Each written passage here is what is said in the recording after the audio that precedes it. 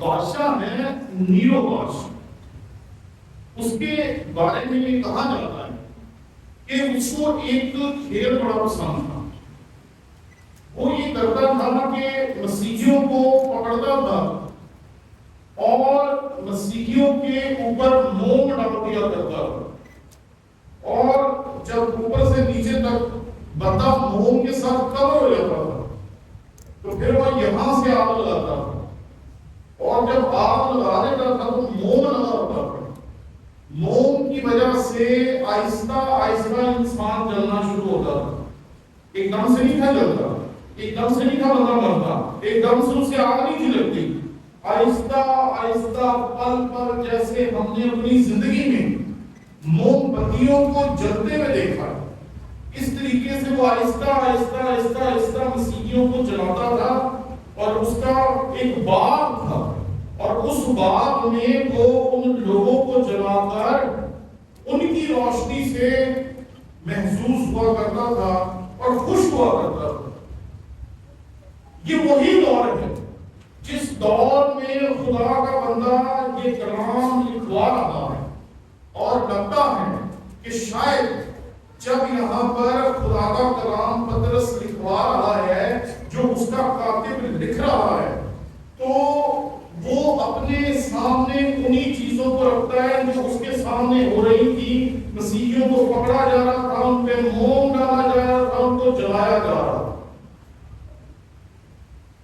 اور وہ یہاں ایک لفظ استعمال کرتا ہے، اے پیارو، جو مصیبت کی آگ تمہاری آزمائش کے لیے تم نے بھڑکی ہے، یہ سمجھ کر اس سے تعجب نہ کرو کہ یہ انوکھی بات ہے.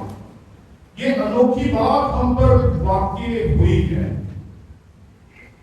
آج کے مسیحی جب اعزاز سنی شروع ہوتی ہیں تو وہ ایسے کرتے جیسے ہم سے کوئی فرق کام ہو رہا ہے. ہمارے ساتھ یہ کیوں ہو رہا ہے، ہمارے ساتھ ایسا کیوں ہو رہا ہے، ہم پہ ظلم ہو گیا، ہمارے ساتھ یہ ہو گیا، ہمارے ساتھ وہ ہو گیا. پطرس کچھ اور کہتا ہے. پطرس کہتا ہے تعجب کس چیز کا ہے، پریشانی کون سی چیز کی ہے، ارے کون سی ایسی انوکھی بات ہو گئی جس کے اوپر ہم نے رونا شروع کر دیا. یہ تو شروع سے مسیحیوں کی داستان رہی. خدا نے ہمیشہ سونے کو اور زیادہ خالص بنانے کے لیے اسے آگ کی بھٹی میں ہٹایا. کل میں دیکھ رہا تھا کہ یہ ہوتا کیسے ہے. تو میں نے زندگی میں پہلی دفعہ اس تجربے کو دیکھا کہ جیسے ہی وہ سونے کو کسی برتن میں ڈال کے اسے آگ سے گرم کرتے ہیں تو جتنا زیادہ وہ اسے گرم کرتے ہیں اس میں جتنی بھی فالتو چیزیں ہوتی ہیں وہ جلنا شروع ہو جاتی ہیں. فالتو چیزیں اس میں سے جل کے ختم ہونا شروع ہو جاتی ہیں، اور کوئی فالتو چیز اس میں نہیں رہ جاتی، صرف ایک ہی رہ جاتی ہے، اور وہ کیا ہوتا ہے، خالص اور خراب سونا. ارے وہ اپنی جان دے کے گیا تمہارے لیے اور میرے لیے. اسے کھرا سونا چاہیے، اسے کھوٹا یا ملاوٹ والا رول گوڑ مسیحی نہیں چاہیے. اور ہم لوگ میرے ساتھ ظلم ہو گیا، میرے ساتھ یہ ہو گیا، میرے ساتھ وہ ہو گیا.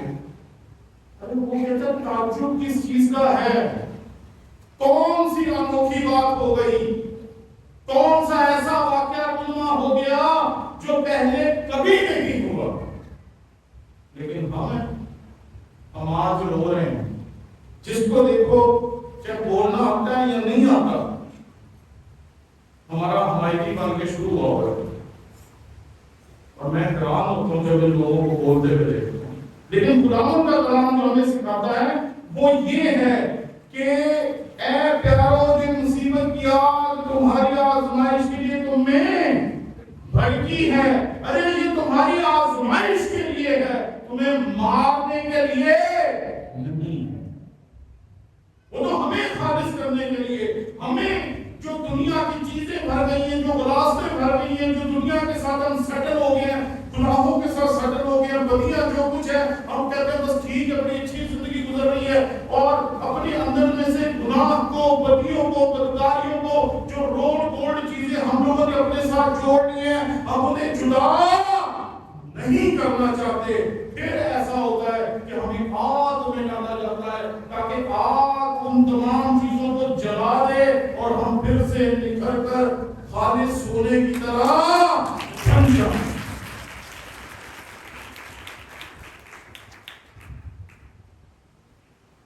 انوکھی بات کیا ہے؟ دیکھیے واقعہ ہو جاتا ہے، چاہے وہ شانتی نگر کا ہو، چاہے لاہور میں جوزف کا ڈولی کا ہو، چاہے یہ جڑا والا کا ہو، ہم ایسے کہتے ہیں کہ کیا ہو گیا، بڑی عجیب بات ہوگی، بڑی انوکھی بات ہوگی۔ اس میں انوکھا کیا اور ہم پریشان کس چیز سے؟ ہمارے لیے کوئی نئی چیز ہو تو ہم پریشان ہو۔ ہم نے تو وہ کہانیاں جو 2000 سال سے جو کہانیاں ہم نے لکھی ہیں، سنائی ہیں، اور اس دنیا کو خدا کی وفاداری کی جو داستانیں ہم لوگوں نے رقم کر کر کے دکھائی ہیں، وہی کہانی لکھنے کا موقع جب خدا مجھے اور آپ کو دے رہا ہے تو ہم رونا شروع کر دیتے ہیں، آنسو بہانا شروع کر دیتے ہیں۔ میرے ساتھ ایسا کیوں ہو رہا ہے؟ ہمارے ساتھ ایسا کیوں ہو رہا ہے؟ اور پوری قوم اس ٹائم یہی ہو رہی ہے کہ ہمارے ساتھ برا ہو گیا، ہمارے ساتھ برا ہو گیا، ہمارے ساتھ برا ہو گیا۔ ارے آپ اکیلے نہیں ہیں، ہمارے سے ہزاروں لاکھوں کروڑوں لوگ ہیں جو اس طرح کے حالات سے گزرے ہیں۔ یہ افریقہ کی کہانیاں سنیں آپ حیران رہتے ہیں۔ ایک یتیم خانہ تھا جس میں 90 بچے تھے، 90 بچے اس یتیم خانے میں پڑھ رہے تھے، اور وہ مسیحیوں کا یتیم خانہ تھا۔ تو وہاں کی جو دہشت گرد تنظیم تھی، اس نے وہاں سے ان 90 بچوں کو اٹھایا، وہ یتیم خانہ توڑ دیا، جلا دیا، ختم کر دیا، اور ان 90 بچوں کو لے کے چلے گئے۔ اب اس یتیم خانے کا جو مالک تھا وہ ایک پادری تھا۔ اس نے کہا میں جا کے دیکھوں گا کہ بچے کہاں ہیں۔ تو وہ ڈھونڈنے نکلتا ہے اور بندوقوں اور گولیوں کے ساتھ نکلتا ہے، کیونکہ اسے پتا کیا کہ دہشت گرد ہیں اور مجھے جا کے ان سے بچوں کو چھڑانا ہے۔ اور وہ جب جاتا ہے حکومتی اداروں کے ساتھ بچوں کو ڈھونڈنے کے لیے، تو اسے پتا ہے کیا ملتا ہے؟ اسے ایک جگہ سے دھواں اٹھتا ہوا نظر آتا ہے۔ تو جو اس کے ساتھی ہوتے ہیں نا اس علاقے کے مقامی، وہ کہتے ہیں پادری صاحب یہیں رک لیں۔ وہ کہتے ہیں کیوں، کیا ہو گیا ہے؟ کہتے ہیں پادری صاحب آپ دیکھ نہیں سکیں گے، ادھر نہ جائیں۔ وہ کہتا ہے نہیں میں دیکھوں گا ہوا کیا۔ وہ جب جا کے دیکھتا ہے تو پتہ ہے کیا دیکھتا ہے کہ انہوں نے 90 بچوں کو وہاں پر جمع کیا، ان کے اوپر تیل چھڑکا اور ان کو آگ لگا دی۔ اس کا دھواں کون؟ یہ کیا ہو؟ لیکن 90 بچے تھے، کوئی ایک آدمی نہیں تھا، اور اس نے سب کو جلا دیا۔ ہمارے تو گھر جلے اور ہمارے ایمان ہل گئے ہیں، لوگوں کے جسم جلتے رہے، ان کے ایمانوں کو کوئی ہلا نہیں سکا۔ ہمارے لیے انوکھی بات ہو گئی، لیکن یہ انوکھی بات ان کے لیے ہے جنہیں کلام کا نہیں پتا۔ جن کو کلام کا پتہ ہے ان کے لیے یہ بات انوکھی، انہیں پتا ہے کہ ہم مسیحی ہیں اور ہمارے ساتھ جو کچھ ہو رہا ہے اس کی وجہ صرف ایک ہی ہے، اور اس کی وجہ یہ ہے کہ ہم مسیحی۔ ہمارے ساتھ جو نام جڑ گیا، اس نام کے ساتھ جو دنیا کی نفرت ہے، اس نفرت کی وجہ سے یہ سب کچھ ہو رہا ہے جو ہمیں سہنا ہو رہا ہے۔